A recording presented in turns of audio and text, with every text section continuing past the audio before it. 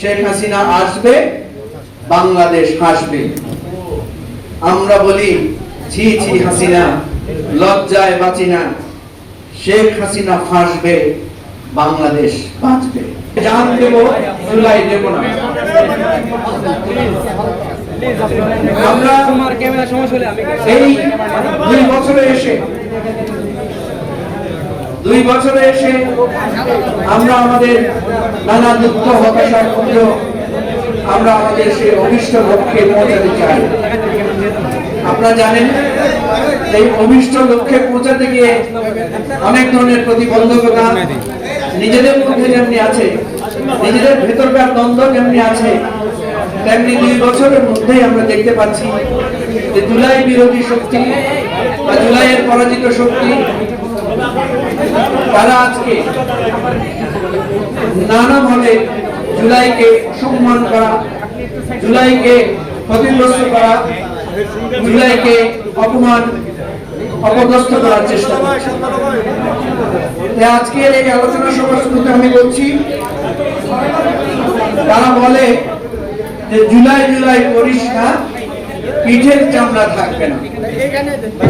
আমরা বলি অবশ্যই আমরা জুলাই জুলাই করব। আমরা জুলাই জুলাই করে আমরা মরবো ইনশাআল্লাহ। তারা বলে গুলি করে একটা মরে একটাই যায়, বাকিটি যায় না। আমরা বলি বুকের ভেতর ভীষণ ঝড়, বুক পেতেছি গুলিকর, তবুও আমরা রাজপথ এবং আমাদের জুলাইয়ের অভিষ্ট লক্ষ্যের যে স্বপ্ন সেটা আমরা ছাড়বো না। তারা বলেছে পালাবো না, শেখ হাসিনা পালায় না। আমরা বলি দেশ ছেড়ে পালায় যারা, বাংলাদেশের শত্রু দ্বারা পালাইলো, শেখ হাসিনা পালাইলো।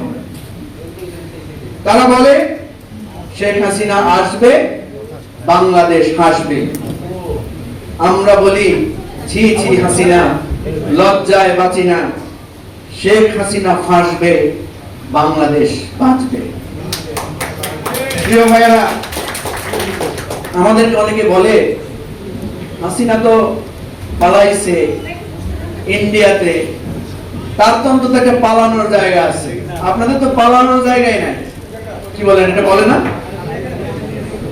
তাদের এই কথাটা আমার খুব পছন্দ, কারণ আমাদের পালানোর প্রয়োজন কখনো আমরা বোধ করি নাই। গুলি এসেছে, আমাদের ভাই বোনেরা হাসি মুখে গুলি বরণ করেছে, আমাদের সন্তানরা গুম হয়েছে, আমাদের মায়েরা চোখের অশ্রু মুছে দিয়ে আমাদের সন্তানদের ফিরে আসার অপেক্ষা করেছে।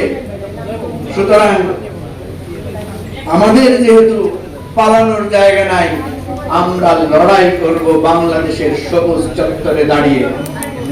আমরা বাংলাদেশে এই জুলাইয়ের অভিষ্ট লক্ষ্যকে বাস্তবায়নের জন্য আবু সাইদ, মুগ্ধ এবং আমাদের শত শহীদ, আমাদের সেই শিশু শহীদ জামিরের আত্মদানকে বুকে বেঁধে নিয়ে আমরা আমাদের অভিষ্ট লক্ষ্য অর্জনের জন্য আমরা এগিয়ে যাব।